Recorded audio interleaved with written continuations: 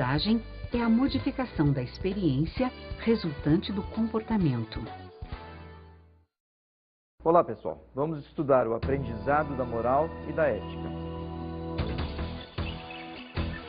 Primeiro temos que compreender essa questão da aprendizagem. Talvez uma das características fundamentais da espécie viva, do ser humano, ou entre as espécies vivas, o ser humano, é a capacidade de aprender. Diferente do que, em geral, nós tínhamos a ideia fundamental de que o que faz o homem ser diferente dos animais e dos outros seres seria a racionalidade. Colocamos, em primeiro lugar, a aprendizagem. O que é essa aprendizagem?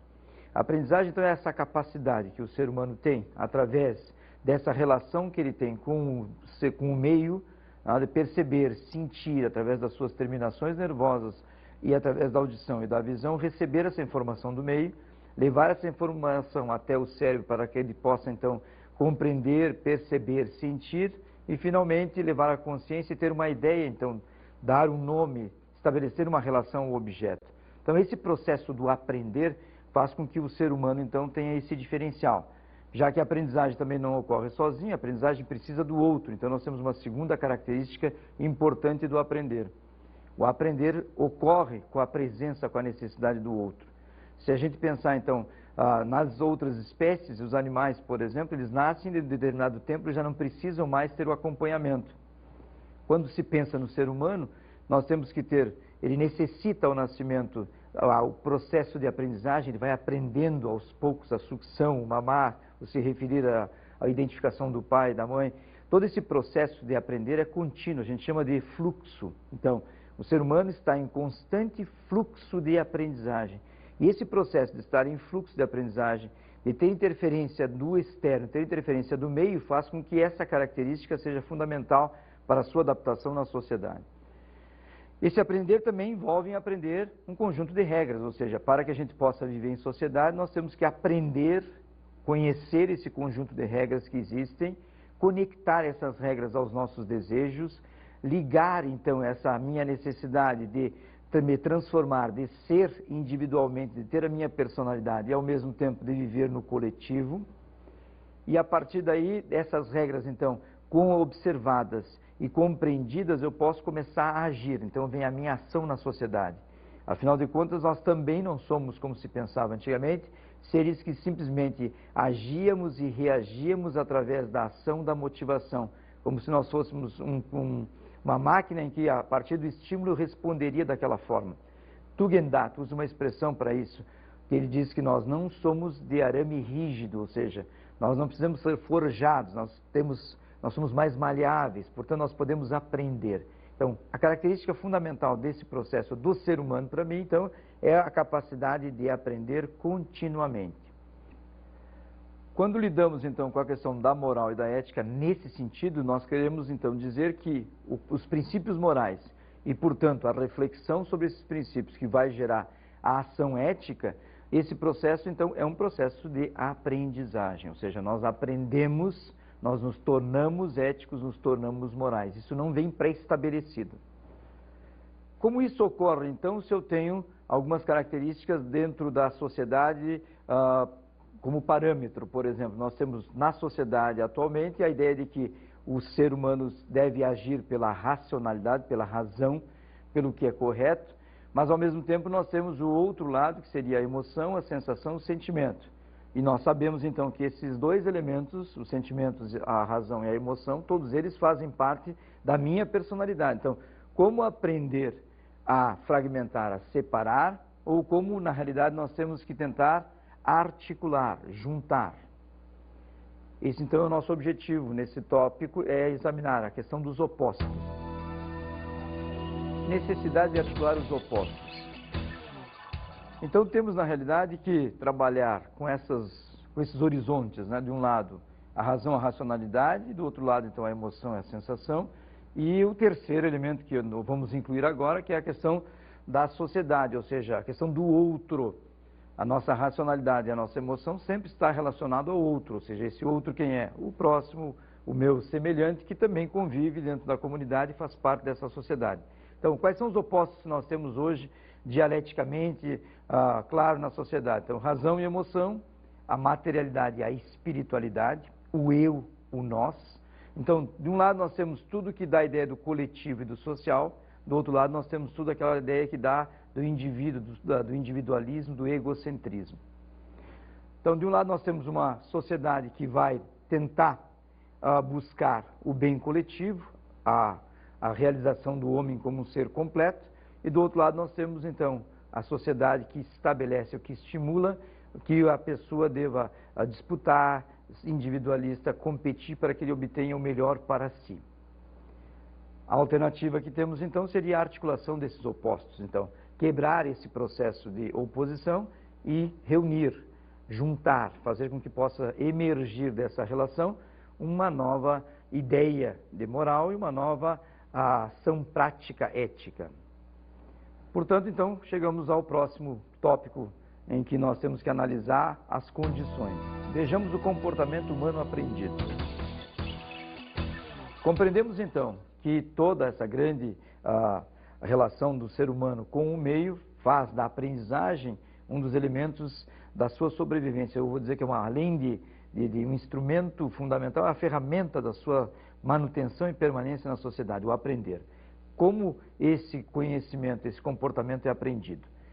Tínhamos antes a ideia de que esse comportamento aprendido era de uma forma, uma imposição, uma coação, uma coerção, ou seja, a criança, a partir dessa relação de imposição de normas e regras dentro da família, da escola, do clube, da sociedade, do trabalho, ela acabava então aceitando e seguindo essas normas, essas regras como objetivamente corretas e justas.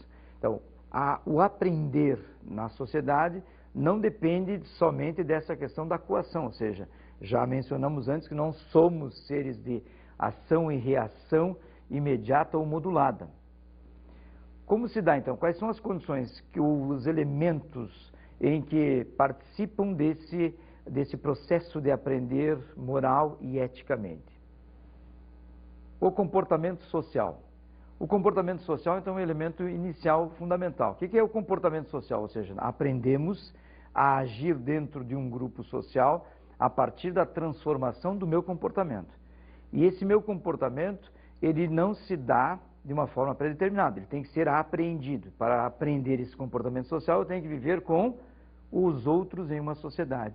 Então, trocar, participar, realizar atividades juntas com outras pessoas é fundamental para que eu aprenda esse comportamento social. Numa sociedade individualista ou muito fechada, isso não vai nos proporcionar as condições necessárias para que eu possa aprender o comportamento social. Quanto mais isolado, quanto menor o número de trocas entre os seres humanos, menor é a aprendizagem do comportamento social. A solidariedade. Quando entramos em contato com o próximo, com o outro, com os outros seres, aprendemos então a ouvi-los, aprendemos a entendê-los e dessa forma então nos tornamos solidários, ou seja, aceitamos o outro e tentamos dessa forma, nessa interação, nessa troca, compreender o seu pensamento, os seus princípios morais, as suas regras. Dessa forma, a solidariedade, ou seja, a necessidade do outro e a minha necessidade começam então a ser articuladas. Passamos a ter uma ideia diferente do individual e passamos a uma ideia de coletividade. A compaixão. O processo fundamental da compaixão é, primeiro, de desarticular-me dos meus princípios, ou seja, dos meus desejos, das minhas necessidades, e começar a pensar dentro do foco do outro, dentro da ótica do outro, e achar que essa pessoa que está necessitando do meu processo de compreensão, eu possa, de uma certa forma, com paixão, ou seja, com amor, com respeito, ouvi-lo e ajudá-lo. A cooperação. A cooperação é um outro elemento fundamental. No momento em que nós passamos a cooperar, significa trabalhar em conjunto, fazer tudo dentro de uma comunidade, aprendemos que todos os nossos desejos, os desejos de todas as pessoas que fazem parte do grupo ou da sociedade também têm que ser atingidos. Dessa forma, aprendemos também a partilhar, a repartir e a dividir então as obrigações, os compromissos e as responsabilidades. A partir dessas reflexões, precisamos então desenvolver ambientes de aprendizagem. Quais são esses ambientes de aprendizagem e de que forma podemos desenvolver? Formação da consciência moral. Um dos elementos, então, importantes para essa transformação da construção moral seria a formação da consciência moral. Como se forma essa consciência moral? Essa consciência moral se forma através da ação. Aonde? Na realização prática, na ação dentro de uma sociedade. Então, precisamos ter ambientes de aprendizagem que nos levem as pessoas a refletir sobre as suas ações utilizando esses princípios. Quais são esses princípios? Os princípios morais. Dessa forma, nós vamos levar até a consciência a importância desse ato ou não. Exercício de reflexão. O exercício da reflexão nos coloca, então, em condição de, em cada situação, em cada ambiente em que eu convivo, em cada situação que eu tenho que agir, eu devo refletir, pensar. Nós costumamos chamar essa ideia contemporaneamente de sente-pensar, ou seja, sentir a situação, imediatamente refletir para depois agir. Ação construtora e consciente. Quando se fala na ação construtora e consciente, significa que o meu agir não é um agir habitual, não é um agir obrigatório, não é um agir porque eu devo, não é um agir porque eu estou coagido, mas é um agir que eu estou construindo a partir da minha consciência, ou seja, da minha interação com o meio e da possibilidade que eu tenho de também modificar o meio. Ou seja, no momento que eu questiono algo, eu pergunto algo para essa outra pessoa dentro desse ambiente de aprendizagem, o retorno que vai me trazer faz com que eu possa reorganizar o meu pensamento, usando aquela ideia do conflito, ou seja, eu vou entrar em conflito e vou modificar a minha ação, ou eu vou modificar então o princípio, ou seja, vou modificar a regra, e dessa forma construir esse novo princípio dentro de uma ótica ética. A educação moral é uma atitude que se efetiva com a ajuda de companheiros adultos, no sentido de construir estruturas de personalidade que permitirão integrar-se de uma maneira crítica ao seu meio sociocultural, definindo assim formas de vida, maneiras de ser construídas pela cooperação e coparticipação.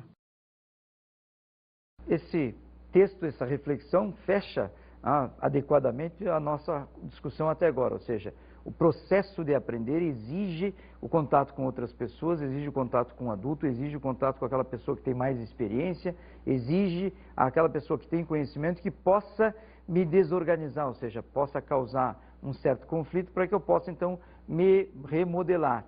A aprendizagem só ocorre quando eu deixo de atuar num estágio em que eu estava e posso avançar, ou seja, alcançar um outro estágio. A personalidade moral. Inicialmente fizemos a distinção entre consciência, ou seja, a consciência moral é quando eu utilizo todos aqueles elementos que fazem parte do meu conhecimento para avaliar uma situação. A personalidade moral, então, ela se constitui na minha ação, no meu agir. Então, quais são os elementos, ou como se dá essa construção da personalidade moral? Primeiro, através das experiências. As experiências em que eu participo diariamente, em casa, na família, na escola, no clube, na comunidade, na sociedade, na festa, no trabalho. Essas experiências que eu tenho diariamente são experiências fundamentalmente organizadas ou instituídas para que eu possa fazer essa reflexão. Necessariamente isso não significa que está sendo feito, né? Na sociedade em que vivemos hoje, uma sociedade de alto nível de competição, essas experiências não são oportunidades que nós temos para reflexão. Em função da ideia do tempo e da rapidez, da velocidade, nós não paramos muitas vezes para fazer essa reflexão. Então fica uma experiência não refletida. Situações. Eu estou insistindo nessas questões de experiências porque eu quero colocar que a ética é uma questão bem simples, prática. A moral é uma questão da reflexão dos princípios, mas a ética está a todo momento nas nossas relações, nas situações. As situações, então, são ocorrências em que eu tenho que tomar uma decisão e preciso tomar essa decisão com maior rapidez, levando em consideração, então, esse grupo de conhecimentos que eu vou chamar de princípios morais. Conteúdos, logicamente, que a experiência, a situação, ela sempre tem um conteúdo, uma temática. Que conteúdo é esse? O que isso está se discutindo? O que está em avaliação? Isso é o conteúdo. O conteúdo pode ser familiar, o conteúdo pode ser do trabalho, pode ser educacional. O conteúdo em si, então, é aquilo sobre o qual a situação está me colocando uma posição de decisão. Ações. Toda vez que nós, então, nos encontramos numa situação de experiência e de reflexão, o resultado sempre é uma ação. O que é ação, então? É aquilo que me move e faz com que eu saia de um estágio, de um nível, de um movimento para outro. Nós sempre pensamos que a ação deve ser resultado da reflexão, da autonomia, e não da coação. Conflitos.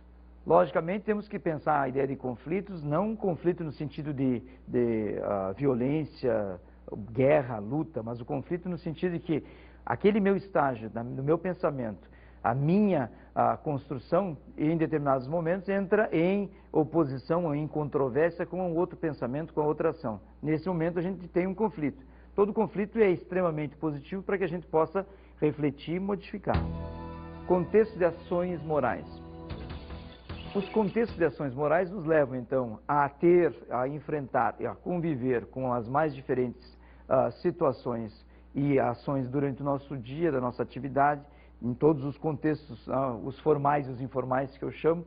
A escola é um contexto formal, o trabalho é um contexto formal, mas no clube, na sociedade, no jogo, são contextos informais.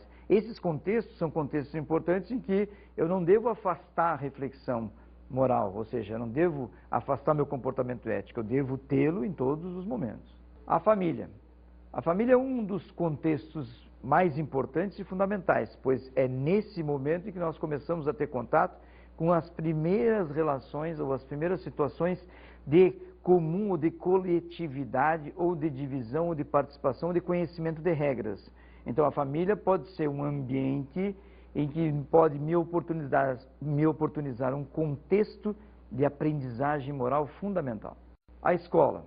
A escola é um segundo elemento importante, porque na escola eu tenho contato com as mais diferentes posições, então os conflitos de menor importância ou de maior importância, mas conflitos são os que mais ocorrem dentro da escola. Por quê? Porque ampliou o meu círculo de relações. Eu não tenho mais a família com 1 ou 2 membros, mas eu tenho 40, 50, 100 pessoas na escola e eu estou interagindo e trocando. Então, a escola é um contexto importante para o desenvolvimento moral.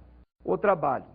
Logicamente que o trabalho também é um contexto importante, mas o trabalho também me coloca aquela ideia de que eu tenho um contexto ou uma situação um pouquinho mais determinada, mais delimitada. Eu tenho mais regras, mais elementos a cumprir e nem sempre nesse contexto eu tenho muito espaço para a construção, para a discussão. Isso não significa que no trabalho não deva existir o espaço, a oportunidade para o desenvolvimento moral e a conduta ética participativa e solidária. Situações sociais. Logicamente que todas essas situações que nós mencionamos antes são situações sociais, mas nós abrimos esse espaço especificamente porque nós consideramos situações sociais aquelas situações ou aquelas ocorrências em que nós trocamos e envolvemos mais elementos, outras pessoas nas nossas trocas, e principalmente pessoas que são diferentes ou distantes do meu conteúdo domiciliar, familiar comum, ou seja, o contato com outras culturas, com outras pessoas. Experiências morais. As experiências morais envolvem uma série de questões. A primeira é o conhecimento. Quais são os conhecimentos, né? Primeiro, nós achamos que todo conhecimento na experiência moral envolve, primeiro, conhecer os princípios. Quais são os princípios? Os princípios morais, aqueles que me conduzem ou conduzem o meu pensamento, a minha ação. Segundo, as regras. Quais são as regras? As regras que envolvem aquela situação que eu estou convivendo. Uma regra, por exemplo, no cinema é uma questão, uma regra de venda de um imóvel é uma outra questão, as regras, por exemplo, num hospital, as regras num jogo, ou seja, eu tenho que conhecer as regras da situação ou do ambiente em que eu estou atuando naquele momento. Segundo, as regras da situação. Terceiro, então, temos o elemento que nós chamamos de valores. Quais são os valores que as pessoas que estão envolvidas naquela situação consideram importantes? Então, eu tenho que cuidar esses 3 conhecimentos fundamentais quando eu estou numa situação ou numa experiência moral. O autoconhecimento. Logicamente, quando a gente trabalha com a ideia do conhecimento, temos que também pensar a questão do autoconhecimento, ou seja, eu também tenho que me conhecer, né? Conhece-te a ti mesmo, ou seja, quais são os seus objetivos, os seus desejos, onde você pretende chegar, como pretende chegar, que ideia você tem, que objetivo, ou seja, você tem que saber, né, conhecer-se para poder atuar de uma forma adequada e deixar que a outra pessoa na relação possa perceber como você é na sua inteireza. Conhecimento do outro. Entre essas relações que nós temos que ter na hora da nossa ação social ou moral, nós temos o conhecimento do outro. O que é o conhecimento do outro? É saber que esse outro é um ser assim como eu, ou seja, tem as mesmas características, muito próximo, é meu semelhante, também tem desejos, também tem obrigações, também tem deveres. Então, conhecer o outro significa que eu estou conhecendo também a mim mesmo, né? Então, nessa relação de conhecimento do outro, exige uma relação de respeito ao próximo. Pensamento. Logicamente que todas essas ações que nós estamos mencionando e listando são ações que ocorrem no nível da reflexão, ou seja, numa capacidade superior que a gente vai chamar do pensamento. Ou seja, todas essas ações envolvem a cognição, a racionalidade, a razão. Sentimento. Vamos esclarecer um pouquinho a questão do sentimento. Primeiro, dizer que o sentimento é importante para a reflexão. Por quê? O sentimento, então, é uma manifestação da emoção. Ou seja, nós, através das nossas sensações, das nossas terminações nervosas, que a gente chama, nós temos terminações espalhadas em todo o corpo. Então, a nossa sensação, a nossa audição, a nossa visão, a audição, o tato, o paladar, todos são elementos que nós temos para contato com o meio, com o mundo. Então, esse contato, ele vai nos chegar através da emoção, que vai nos levar a uma sensação, ou seja, eu senti o movimento, eu senti o barulho, eu senti uma certa transformação interna, eu senti que eu estou suando. Essa sensação vai passar a ter um nome quando a gente percebe o que é, então nós temos a percepção. Quando eu tenho essa ideia, eu consigo ir do ponto de vista da construção, dar um nome a esse objeto, nós chegamos à percepção.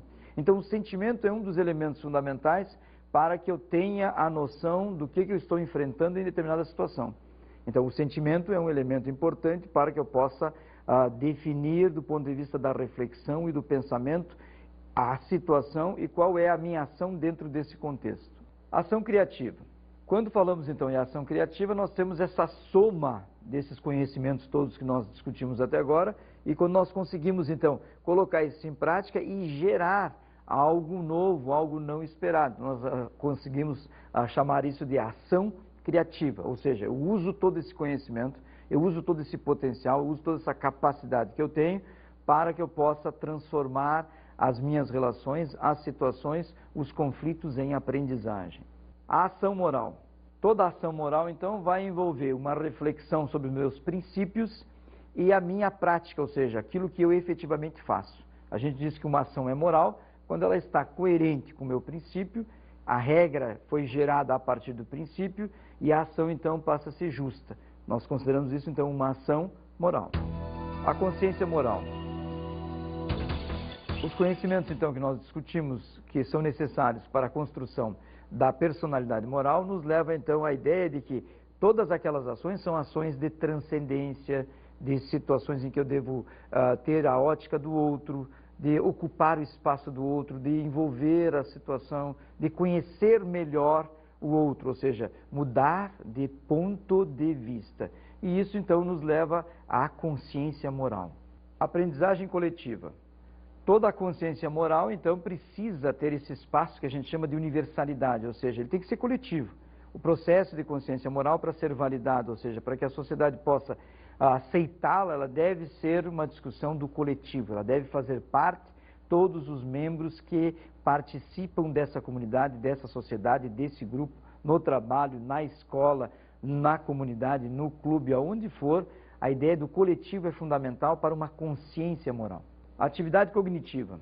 A atividade cognitiva envolve, então, esses conhecimentos que nós já relacionamos, mas é importante perceber que todas as questões envolvendo as sensações, os sentimentos, emoção e também a reflexão, são todas atividades que acontecem no ponto de vista cognitivo, ou seja, é o nosso cérebro, é o nosso conjunto neurológico é que estabelece ou nos autoriza a agir. Então, todas essas atividades são atividades cognitivas. A ação consciente.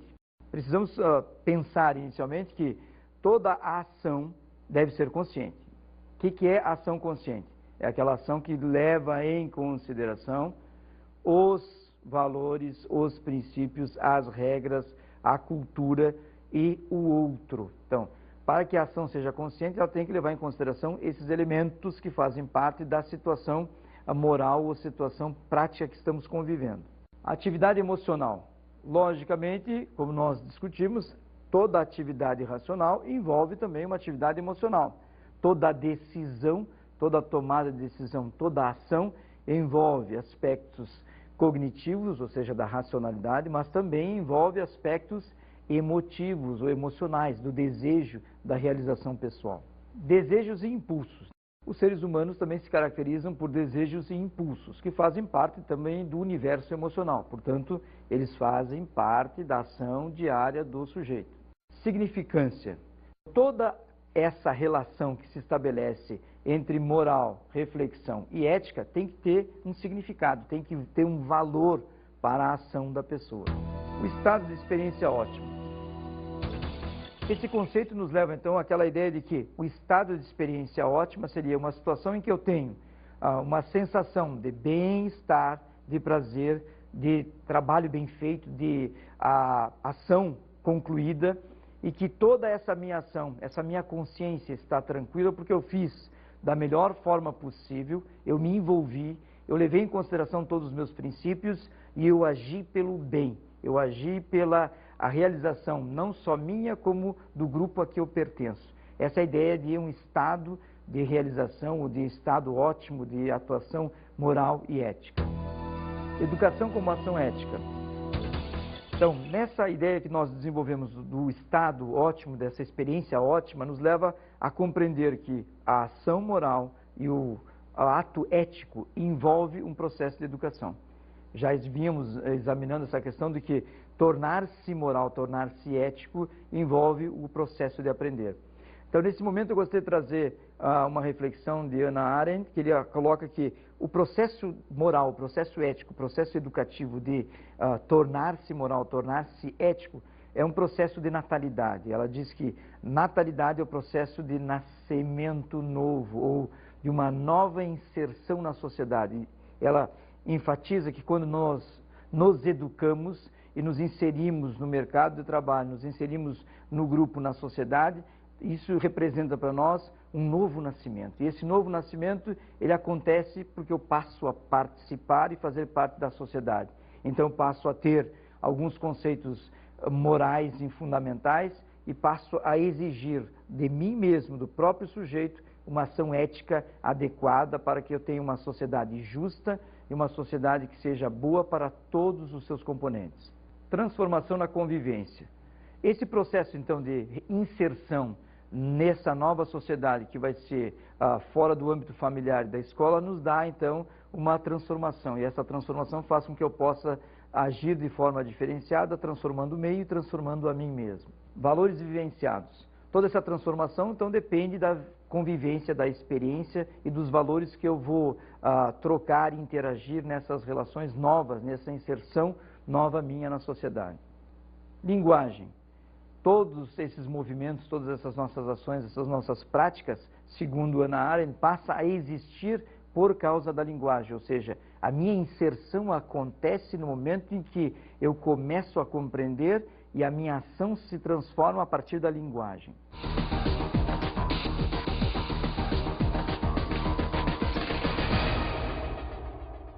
Como dica de estudo, então, para a temática, deixo os seguintes textos. A construção da personalidade moral, José Maria Puig, editora Ática. Práticas morais, uma abordagem sociocultural da educação moral, José Maria Puig, editora Moderna.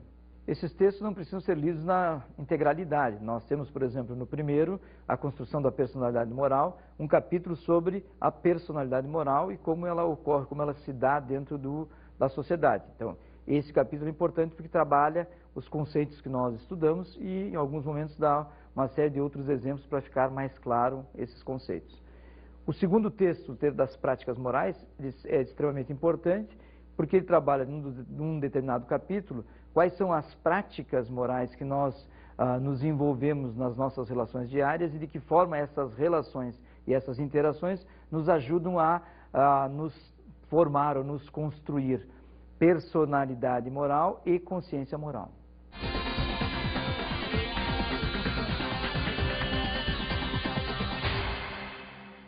Na aula de hoje estudamos o aprendizado da moral e da ética. Os princípios fundamentais que regem esse aprender, as relações que estabelecemos e os conhecimentos necessários para que a gente possa nos tornarmos sujeitos éticos e morais. Também aprendemos o processo do desenvolvimento da aprendizagem, a consciência moral, a formação da personalidade moral, ou seja, quais são os elementos que eu preciso desenvolver para que a minha personalidade tenha sempre uma preocupação com agir moral e profissional. E, por último, aprendemos que um dos elementos fundamentais para essa transformação moral e ética na sociedade do sujeito é a educação, através dos seus ambientes e das suas condições para esse aprender.